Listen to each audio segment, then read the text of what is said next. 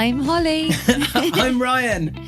We're Salonology, and welcome to our salon-flavoured, inspirational and hilariously funny podcast, The Salonology Show. Yes, indeed, Holly. Now, let's check, first of all, that you are in the right place listening today. This podcast is for salon owners, it is for mobile salons, at-home salons, solopreneurs, those with big teams, those with small teams, those with no teams, anyone who is a business owner in the hair, beauty, aesthetic, spa, or even clinical space. This podcast is for you.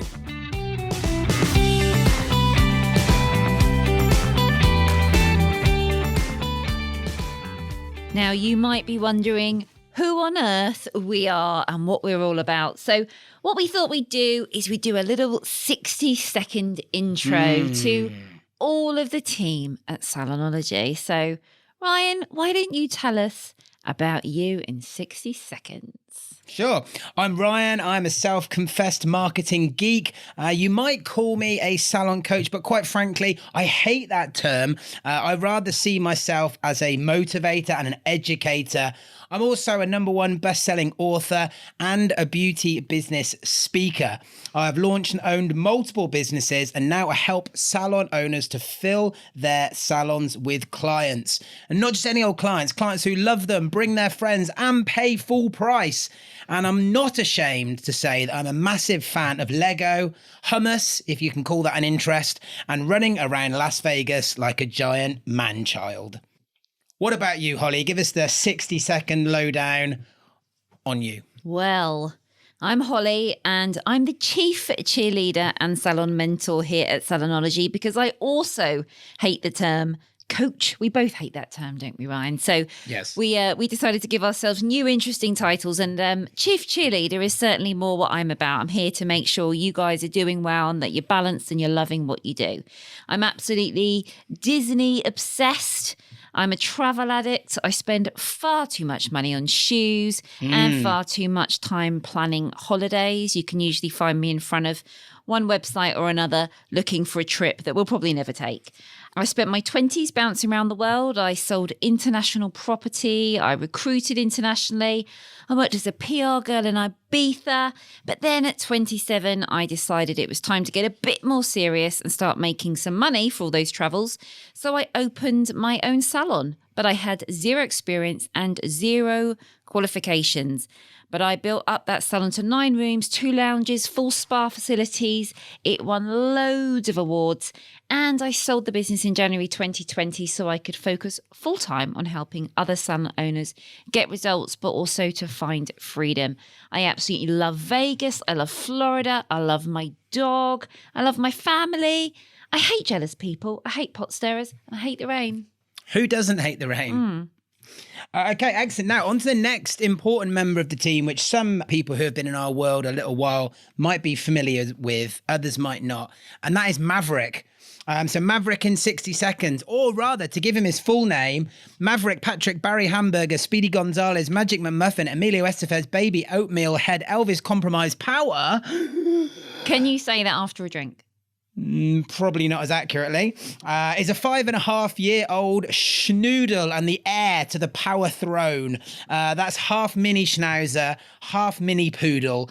He loves long walks, sniffing other dogs' bottoms, especially other poodle crosses, and snuggles on the sofa more with his mummy than his daddy, admittedly. He's rarely seen without a ball in his mouth, and he is very, very much a part of our team. He is the Salonology head of security, chief licking officer, and the chair dog of cuteness. He dislikes cats, puddles, and people ringing our doorbell, especially Ricky the postman. Yeah, high vis is a particular trigger point for him. Is a trigger for him. Yes, indeed. He likes to scream the house down. Get away from my mummy. So, so the actual business, Salonology, in 60 seconds. Let's tell you a little bit about that. It was formerly hollypower.com. I know that's very vain and conceited, having it named after me. So we changed it to Beauty Business Superstars, which we then decided was an absolutely rubbish name, which we changed to Salonology in 2019. But we actually launched the business back in 2014. So we've been going for some time now. We created it to be everything that we wished was available when we opened our salon. So basically what we did, we looked at every problem, challenge, issue, worry, hurdle, everything that came up for us in our business.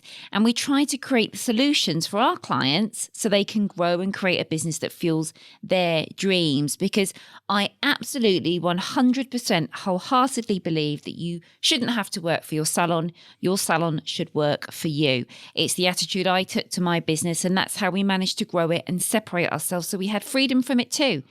So Salonology helps salon owners to connect with other salon owners. We help you create fresh new treatments. We help you price yourselves right, grow your social media platforms, deal with issues, set goals, sell more, book more, and have more. Your salon should be the platform that makes all your dreams come true, and we want to help you do that. Amen. Okay, so assuming that people haven't already switched off by now, Holly, what should they expect from the Salonology Show podcast? Well, we're going to be releasing fortnightly episodes. Each episode will have a set theme or a topic, so we can really sort of delve down into something. We're going to have special guests every other episode as well. And it's going to be light-hearted fun mixed in with business, inspiration and motivation too. Wonderful. Now, up next, let's start with what's going to become a regular feature where Holly plays agony aunt to you, our listeners. So if you have a business dilemma right now that you would like Auntie Holly to help you with, then fire her an email. It's Holly with an IE, can't stress that enough, Holly with an IE at salonology.uk, and we will pick the best ones that we get through for Auntie Holly to play agony aunt and help you with your dilemma. What would Auntie Holly do? This week's question comes from Ellie. Ellie asks, I have a client who always upsets me. She is often rude, arrives late and moans about prices. I'm not sure what to do anymore because I get really worried when she's due in. It's just me working solo in my salon and I can't afford to have people that don't respect my time. What can I do? Okay, well, thank you, Sophia, for firstly reading that question so perfectly for us all. That's my beautiful niece there. So this is something that we hear all the time, and we hear this across our communities extremely regularly, more regularly than actually we'd like. And that is that client that really gives you a headache. And we've all got them. I think I had them in my business, and I don't think it's exclusive to the salon industry. I think every single business has one of these clients. And it's basically the client that sort of doesn't really ride along with the rules that you've put in place for your business, but isn't really bothered about playing to the rules of your business. So they'll kind of turn up when they want. They'll, change their appointments last minute. They might be late. They might not respect the certain consultation process or, something you've put in place. They can be rude or negative towards you. They moan when you put your prices up. They're just that difficult client. And I do see it so often. And it's incredibly frustrating because we have sort of grown up with this mentality and this attitude that the customer is always right. And we sort of follow this in our business. And, being the salon industry, we're customer focused. We're about bringing a great experience. We're about looking after people. We're about making their, beauty hair journey an enjoyable and a results-driven one. But when that client is difficult and causes us stress, it can put a lot of pressure on a business owner because suddenly they're worried about them coming. They're thinking, what problems am I going to have? How am I going to deal with this person? And you know what? I think we're at a day and an age now where actually we don't need to put up with clients that disrespect us as businesses. Because when you have a client coming into your salon, it's not just about you serving them. It's not just about you doing everything that they want. It's a two-way relationship. And these relationships build over the years. And as much as you're expected to look after them and give them the best service, I actually think that clients should be very respectful of your business and what you're supplying them to and what you're providing. So if I'm quite frank and quite honest, and I know lots of people would disagree with this, but I would fire your client. I would fire them. I know it sounds crazy and people go, you can't do that. That's a client. But do you know what? Sometimes clients don't mesh well with your business. And it sometimes takes that. It takes that push back to your client to make them realize that maybe they need to be a little bit more respectful of their side of the relationship too. Now, if you were running late for their treatments every time they turned up, if you didn't deliver 100% of what you've promised, if you messed them around and cancelled their treatments all the time, if you said you'd take them blonde and you took them orange, they would be unhappy because you're not living up to your side of the contract. And when you have a client and you're offering them a service, it is certainly a two-way thing. So I would have no hesitation to say, Ellie, fire that client, because there's going to be somebody else who's going to take their spot, who's going to be happy to come into your business, who's going to be respectful of your time, who's going to be respectful of what you do, who's going to be respectful of your prices. You've worked hard, you've built a business, you've got your qualifications in place, you've got your services in place, you're following a treatment protocol, you're following hygiene regulations to give the best that you can. So it's important that you're giving out to the best clients that are going to appreciate it as much as possible. And I know lots of people are scared when I say fire your client. How on earth can you do that? How can you do that without seeming incredibly rude, incredibly nasty, and really offending a client? Well, it just comes down to being clear, being firm and being fair and saying to your client, you know what? I feel like I can't offer you what you need as my client anymore. You're unhappy with my prices, or you're unable to turn up when I want you to turn up and when we've pre-agreed. And I just think that maybe I'm not the best salon for you. I don't have the flexibility in my time that somebody else would. I don't have the flexibility in my prices. I can't give you the discounts you want. And I think I'm probably just not the best salon for you. So I would recommend you go and find somewhere that can look after you better, because I want you to be a happy client and I feel like I'm not doing it. And straight away, you've turned it back on the client to make them feel that actually you've got their best interests at heart and you can separate in a nice, kind and smooth manner. So Ellie, fire her. Love that. Because, I think you're right. And I think for everyone, they have those couple of clients where when they see the name coming up in their diary, when they see the booking come through, it fills them with dread and they get that feeling in the pit of their stomach because they just don't want to deal with those clients. And you don't have to put up with them. It's okay to fire them. And I think, also as well, Pareto's principle, right? 80-20 rule. 80% of your problems are going to come from 20% of your clients. And conversely, 80% of your profit is going to come from just 20% of your clients. So why not focus on those really good clients and get rid of the rubbish ones, right? Yeah, absolutely. I mean, if you wrote down your dream client, they're probably going to be the polar opposite of that person that's causing you the stress and the worry, because our dream client's somebody that is going to respect what we do and have respect for our time and the skills that we offer.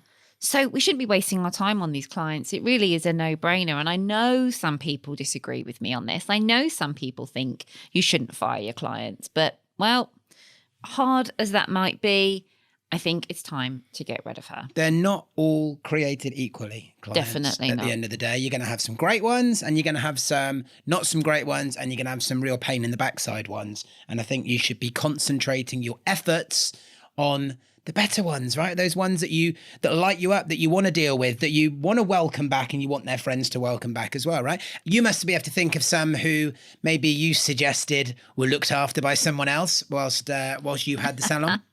Yes, I do. Let's not mention them. But we won't mention any names, no. But there were certainly scenarios where I thought, I really can't do anything more for you now. I feel like I have tried really hard to look after you, and I'm just not the person that can look after you any further because everything I'm doing is unacceptable for you. And when you get to that point, you realise the relationship can't continue because you are unable to serve them to the level they're expecting.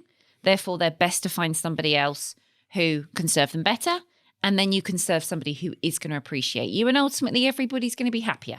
And let's be honest, there are a percentage of people who actually don't want you to make them happy. They want to complain. They want to moan. They want to find fault and pick holes in what you do, because some people are just like that. And best that they get looked after somewhere else, I would have said. Absolutely. Absolutely. Wonderful. Now, Holly, it's time for a quick message from our sponsors. Had a bad day? Sick of those pesky last-minute client no-shows? Staff making you want to tear your hair out? Relax. It'll soon be time to go home. Pour a large glass of red, run a soothing bath, and crack open a chilled, thick, and deliciously creamy pot of hummus. Whatever the occasion, hummus is the answer. Bad day? Hummus. Good day? Hummus. Indifferent day? Hummus, of course. Hummus is your friend, possibly your only true friend. This advert was brought to you by the UK Hummus Society. The UK Hummus Society are proud sponsors of the Salonology Show. Don't spread hate, spread hummus. Are you enjoying the show so far? We certainly hope so. Let us know using the hashtags Salonology Tribe and Salonology Show on socials. And make sure you also come and join our Salonology Superstars free Facebook group. You will find that by simply searching Salonology Superstars in the helpful Facebook search bar. And of course, all the links are in the show notes as well. Come and join us and connect with us in there. And speaking of connecting, a seamless link, let's talk about connecting through content. Yes, because this is a massive thing that we talk about in a lot of our videos and a lot of the lives that we do, and the importance of connecting with your clients. Because I came up with an interesting fact the other day, which was that if your client was to come and spend an hour with you once a month, for instance, then they spend, I think it was something like 0.0013% of their time with you throughout the whole month. So you think how much of an impact you've got to have on that person within that 1 hour to be important enough in their whole bubble of life and everything that's going on to maintain and build a long-term relationship. Well, that's not very much time. That's not very much opportunity. So fortunately, we now have social media and other ways of communicating, emails and print and all sorts of different ways that we can stay in touch with our clients. So it's the connections that we're building outside of the actual service delivery, because, you know, think you got a client who comes in for an hour-long massage. You're not going to get much conversation during that time, or a facial. You know, you're not going to get much of a chance to get to know one another. So this is a great way through socials to speak to your clients, to build a relationship. Because a little phrase that I've come up with recently, which is kind of my favorite thing to say at the moment, is that bonds build businesses. Oh, I like that. Bonds build businesses. And it's very, very true. We find that when we connect with people on a personal level, we build relationships, okay? You think you go on a hen do, right? I know you don't go on many hen do's. Not as many as I'd like. You know, on the occasional stag, I mean, it's running out now. We're getting to second marriage time now for most of our friends. But when we go, for some of them, I think. But when we go on a hen do, as women, you know, there's going to be people there you've never met before. And I can say that every single hen do I've ever been on, I've come away with at least one new friend. Because despite it being a very short, intense space of time that you're together, you find that you connect with those people at a really, really deep level, because somebody there does a similar job to you, or likes traveling to the same place as you, or drives the same car as you. It could be anything, but you find you build a bond based on just a couple of similarities. And it's only because you're in that time together that you discover these similarities with each other. So when you've got a client base and you want to connect with them and you want to build that long-term relationship, you need to find those connections. And those connections come through putting your personality out through your social media. So we're talking common ground here, right? We're talking common ground, yeah. We're talking things that build bonds. ultimately, because bonds build businesses. Yeah. So if you imagine, you've got a client comes in and it turns out that they like horses and you like horses. Even if you have nothing else in common, there's a chance that you're going to be bonded by that bit of information. Yeah, of course. In fact, let me tell you a story. Please do. I was once working internationally in real estate. And I lived in Spain, I sold property in the States, and I travelled to London every weekend to sell the property. Now, there's one particular event, I'm working on a stand, and this couple come over to the stand, and they're looking at all the sort of the banners that we've got with all the information about different properties for sale that they can buy. And I walked over and the guy said, I don't want to talk to anybody. I'm just having a look. So I said, okay, that's absolutely fine. But I clocked that the logo on his T-shirt was of a teeny weeny little helicopter with the digits R22 embroidered underneath. Now, I knew this meant a Robinson 22 helicopter because my dad flies helicopters. So anyway, eventually sort of wandered over. And one of the first things I said to him was, do you fly helicopters? And he said, yes. How do you know that? And we got chatting. Now, this guy was in his 60s. We probably would have had nothing else in common. I probably would have found it really hard to bond with him. But he ended up buying a property through me because of that one little connection. He might have been happier working with one of my colleagues or something if we'd not found that common ground.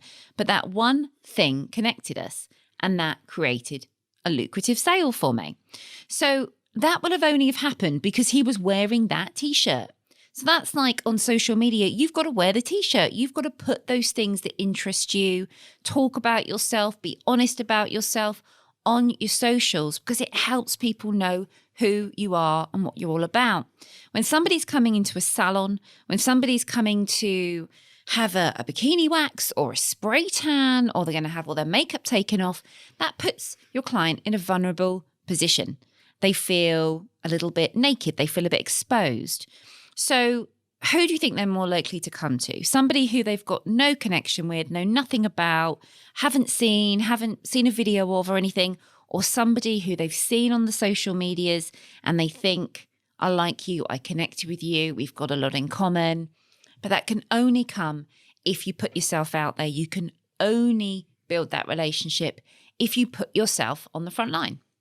So in what other ways can we do this then? So you mentioned about getting this out there. Are you talking purely about social media, or what other ways can you do this? It can come in any form. I mean, we know the power of Facebook Lives. We do them all the time. And we know that they're really, really powerful, and people have got to know us, and that most of our community know that you love Lego and hummus. Most of our community know that I love Disney and shoes because we talk about it openly. Disney and cheese? Disney and shoes. Oh, shoes. I don't eat cheese. No, I was going to say. Although it was my second word I ever spoke. The first was more. What was the first? More. More cheese was the first thing you said. No, the first word I ever said was more. And the second word I ever said was cheese. And then there is video of me when I can just speak saying, more cheese, please, mum. More cheese, please, mum. But I don't eat cheese anymore. So fun fact. Fun fact. So well, actually, say fun fact, but it is, right? Because why don't you eat cheese? Because I'm a vegan. Right. So straight away, bang, anyone that's listening, some people are going to resonate with that. Absolutely. Right? Yeah. Bring them a little bit closer. Exactly. One little micro step closer. Some people might not like me because of that. Well, there's also that as well, yes. But then would they be your dream client? Probably in that not. Respect? So putting yourself out there and being upfront and clear about who you are is really, really powerful because it's a way to connect with people.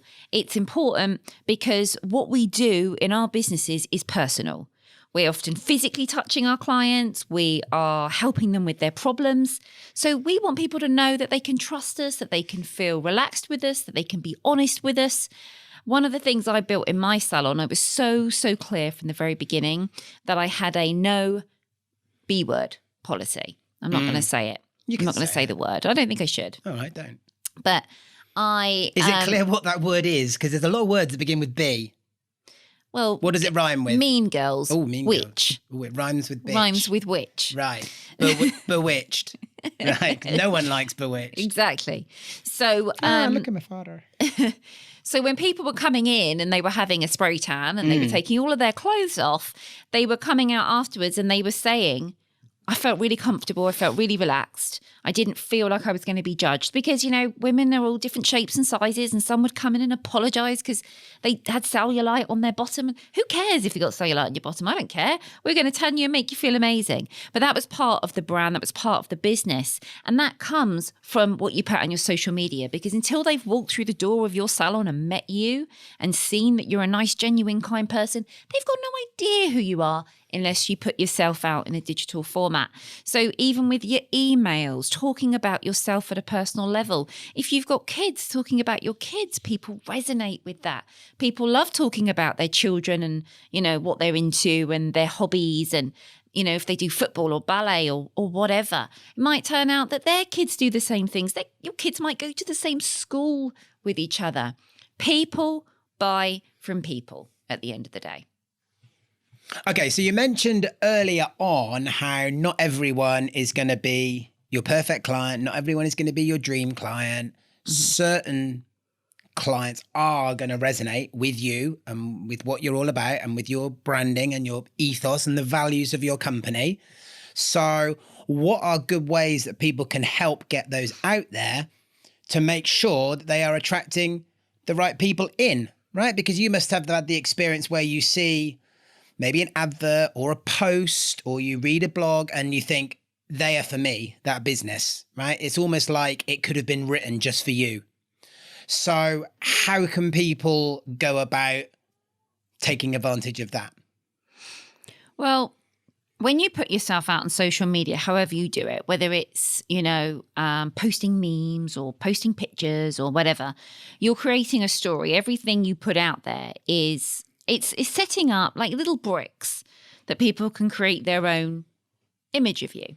They're all little tidbits of information that they're going to pick up, and they're going to start building a concept of who you are and what you do and what you offer and what you're all about, and if you're the right business for them. It's not just one thing. No. They're not just going to get one email from you and go, oh, this is the perfect salon for me to visit, or see one picture of you or one picture of your salon. There's going to be a number of different factors. So first of all, you've got to make sure that you're varying what you're putting out there, that you are allowing them to build a full picture, that you're giving them that information to help them make an informed decision as to whether or not you're the right business for them to visit. Because, this is their hard-earned money, and they're going to go and hand it over to somebody. And they're only going to hand it to you if they think you're the right person to do what it is they want to achieve. So it's thinking of what it is they want to achieve, how you can do it, and how you can show them that you can achieve that for them. It's about showing them who you are as a person, who you are as a family member, who you are as a friend. And it's about creating stories. It's about creating a picture. And it's about building that up for your clients so they can make that decision. They can look at you and say, yes, this is the person for me, or no, this isn't the person for me. So your building block analogy that you used earlier, everything that you do is a potential little building block, right? Yeah. And maybe the building blocks are different sizes for different clients based on the value or the importance of it to them. So could that even be things like your window display, your logo, your attitude of your staff, the uniforms they wear, right? Absolutely. Because to different people, some of that is going to hold more value than other things, right? Yeah. And all of these things together, when added together, creates the overall picture. Yeah. Which therefore looks differently to each client. Absolutely. Okay. Yeah. So what are the other things that people who are listening, so that they can get some value out of this and they can apply this to their business? What are these specific elements that you think are the most important ones to help make sure they get the right people coming to them? Well, the thing is with salons, they're multidimensional. There's so many different levels that go into having a salon and being a salon owner and running a salon business. But I think you have to be, as a salon owner, incredibly clear on who you are and who you're attracting and what you're doing. And I think this is what people get confused about, right? They think, I need to be everything to everyone. Yeah. And you can't be everything to everyone, and that's okay. You just need a selection of really, really good, committed, dedicated clients who are going to come to you all the time, and you're set, right? I couldn't agree more. So when you're putting yourself out there and you're communicating with these people and you're building this image and you're putting those building blocks out there, you need to think about what building blocks are going to be most important to your dream client.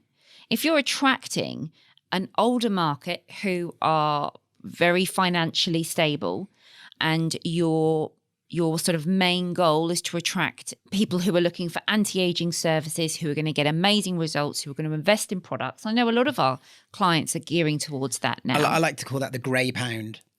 I think that would be insulting to a lot of people because considering that technically your skin becomes mature at 25, I'd like to think that most 26-year-olds would think themselves beyond.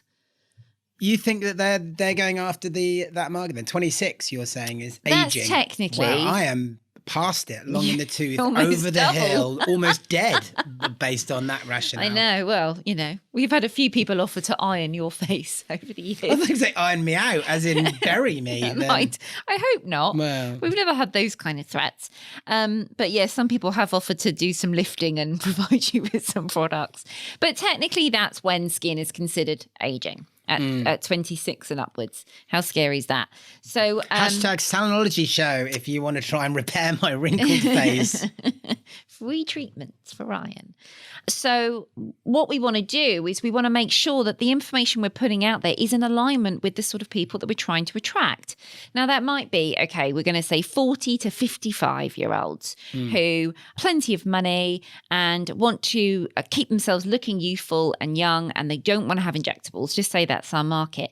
Every bit of information we put out there is going to either repel or attract them. So we've got to really think strongly about what we're putting out there and where we're posting these things. Now, we know that Instagram has a younger following than Facebook. So you're probably going to put your marketing, your effort into a Facebook platform because you're more likely to find the right clients there. You want to be thinking about, you're not going to talk about Love Island because most 40 plus don't watch Love Island. Well, this goes back, doesn't it, to this is fundamentals here of marketing. Your 3 M's. Right? Yeah. Market. Market, message, media. Yes. Right? Who are you trying to attract? What is it you're trying to say to them? Exactly. Where do you find them? Exactly. In that order. Yeah. So as you say, it's important to get a clear grasp on exactly who it is you're trying to attract first. Exactly. Right? And not just putting stuff out there and then making sure that the messaging that you're putting out is what's going to resonate with them. Absolutely. Right? Get inside their head a little bit.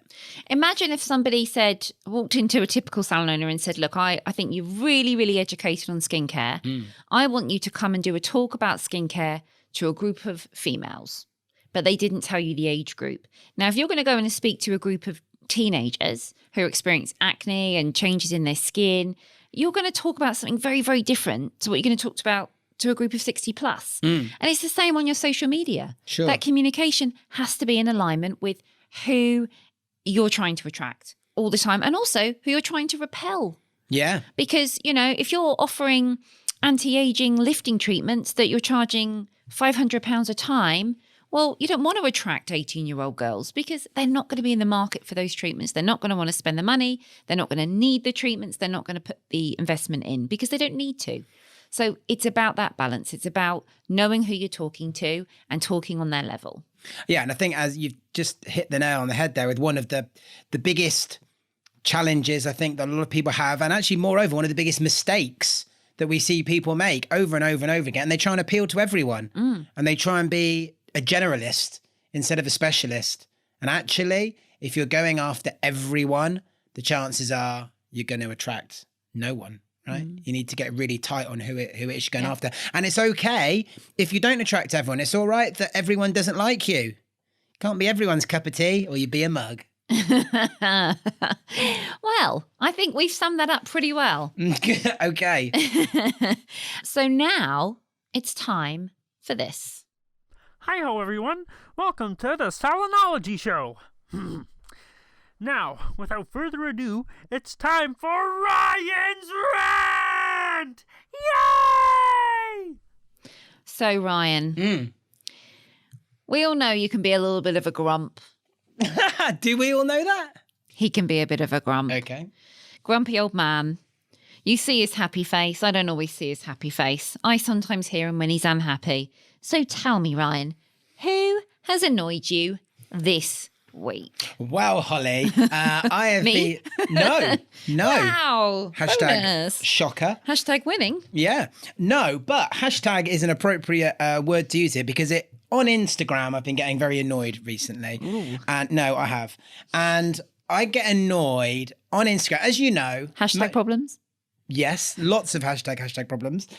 Much like you, I follow hundreds, actually thousands of salon owners, and they follow me, right? Same for you.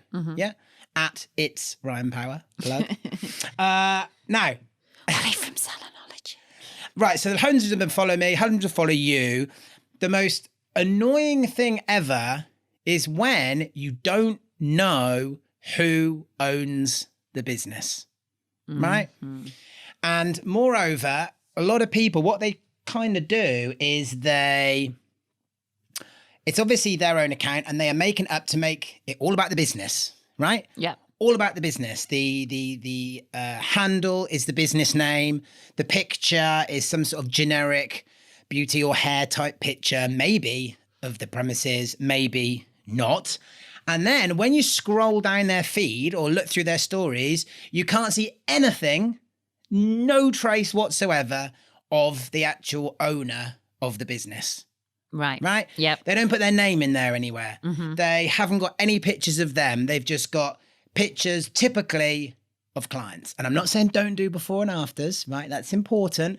But don't only do that and nothing else, because the massive thing that they're missing out on here, they don't have any picture of the staff, none of, as I say, of themselves, none of them outside of the business, and nothing personal. They're not telling any stories. And by stories, I don't mean stories in the Instagram sense of the word. I mean stories as in, once upon a time, right? Telling stories about themselves. Who the business is, you mean? Right. Yeah. Exactly. No mention of it anywhere. This is a massive, massive mistake, okay? Because as we touched on in the last section, people ultimately buy people. Okay, people buy people and people want to buy from people. They don't buy brands and they don't want to buy from brands, okay?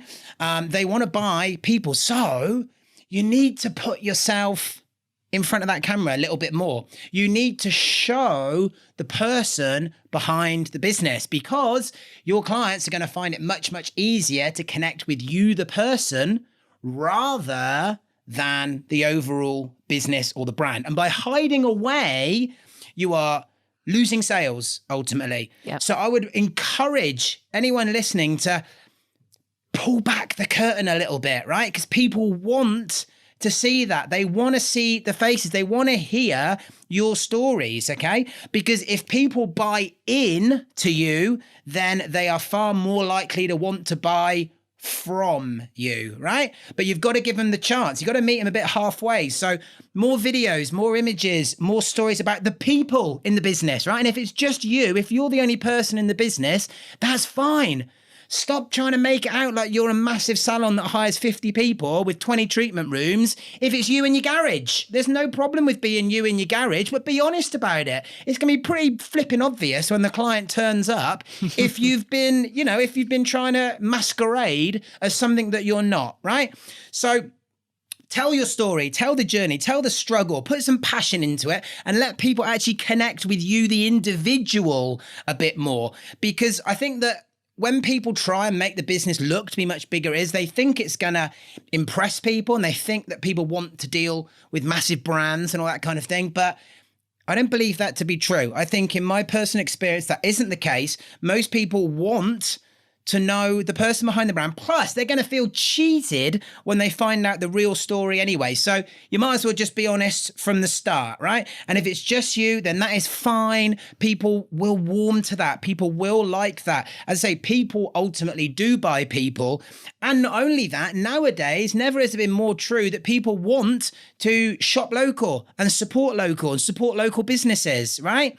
So give them the chance to do that. Step out from behind the scenes, show your face a little bit more, be on your live reels and your live videos, show a picture of you, show a picture of your flipping dog if you've got one. Oh my God, people go mad for a picture of a dog. I love a picture of Maverick. Yeah, they do. If you've got children, you're happy to post pictures of them, then do that as well, because not least because for your viewers and for your audience, it's going to be more interesting than just seeing 20 bloody before and after images every day and nothing else. That's so boring. You've got to give people a reason to want to follow you, a reason for them to want to engage with you, because if you don't, you're going to be costing yourself lots and lots and lots of sales. And can I also add something to this? Because I 100% agree with you, but something you and I have conversed about in the past is when you're on your Instagram, and because of doing what we do, like you said, we follow a lot of salons follow us.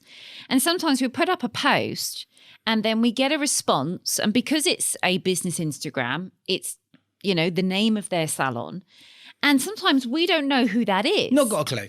And so we'll click on their profile because we want to respond with, hi, thanks so much, Shirley. Elizabeth, as opposed to thanks so much, Beauty Rooms in Bournemouth. Yes. And we can't find anything about who it is who owns that Instagram account. That's what I'm talking about. So we can't even, from our level, personally thank them for their comment because we don't know who it is. No. And we have to go through and you look and there's no photos of them and there's no information on their profile. And then you go one step further because you really feel you've got to respond. So you go onto their website and you still can't find anything. Oh, which is even more annoying. And then we're literally banging our heads against the brick wall, aren't we? Saying, get into our community. We're going to get this shit sorted out and get you back on track because that's what we do. Yeah, absolutely. And in fact, as you were saying, the website thing, I mean, that's another whole rant. But people who aren't telling a bit about their story and about their business on an About Us page of their website, massively missing a trick. I know. Massively. Give me a name. Tell me your name. You want me to give you £1,000 to laser off my armpit hair? I want to know your name. Or iron my face. Iron Ryan's face. So I think that's a wrap for episode 1 of the Salonology Show. Please subscribe to our podcast. Please share it with your friends. And of course, please use the hashtags #Sonology Show and Hashtag what?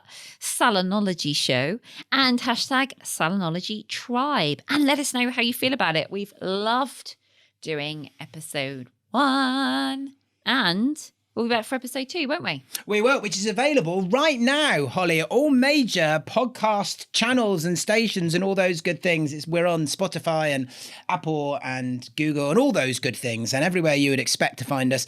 And episode 2 is already there right now where you can go and in fact you should. Well, you should probably go and listen to that right now if you've got any. I think you should. Any sense whatsoever. I think you should. Go around the block and that a few more times. Yeah, absolutely. Yeah, exactly. Do a few more laps. Take the dog for a longer walk. Drag the dog around another lap. We've got a very, very special guest indeed. We've got beauty brand owner and star of television's The Apprentice, Pamela Laird, will be joining us for a chat. So do not miss that. In fact, go and download it right now, this second, this instant, because it's a good one and we will see you there. Bye, everyone. Bye.